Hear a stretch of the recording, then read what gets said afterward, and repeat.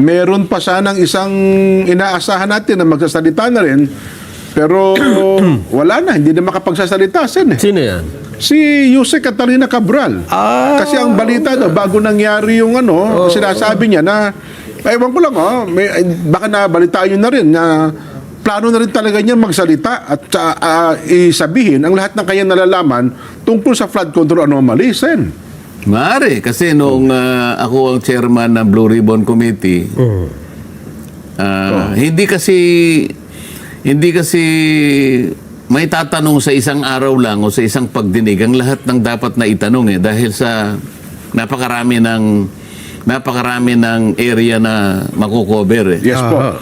Nung una siyang humarap, ang tinatanong ko lang sa kanya ay yung pamamaraan kung paano natutukoy yung paglalatag ng mga projects. Kaya nagsimula kami doon sa kanilang mga applications. Opo. Hindi ba? Meron siyang IMS.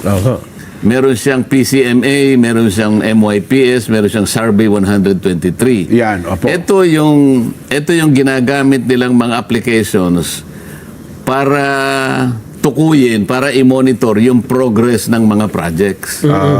So, ang sabi nila, eto kanya, may geotag dito, merong real time, hanggang sa lumitaw, hindi pala po pwede yung real time sapagkat ang gumagawa lang ng pag-update ng mga projects ay yung mga project engineers na nasa baba. At pangkaraniwan, ang ginagamit lang pala nila, mga cellphone, Okay.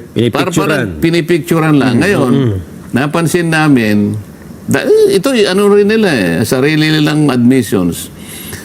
Sa mga lugar na liblib, mahina ang cellphone, mahina ang signal. Yung coordinate, nasisira din Kaya pala, doon sa pag pinagkumpara mo yung MYPS program, at saka yung PCMA, mas accurate yung PCMA Ang naging discrepancy ng mga coordinates between 70 meters to 400 meters. Ang layo Malaki. Ang layo. So hindi mo malalaman kung ilan talaga yung ghost projects. Doon pa lang nag-uumpisa. So hindi pa tapos doon, pero halos yung mga ibang tanong, naitanong ko na, pero kukunti ang naisagot doon. Susunod na tanong, pupunta na ako doon sa mga proponents. Dito nagkahirap-hirap kasi nakialam na yung pumasok na ang DOJ.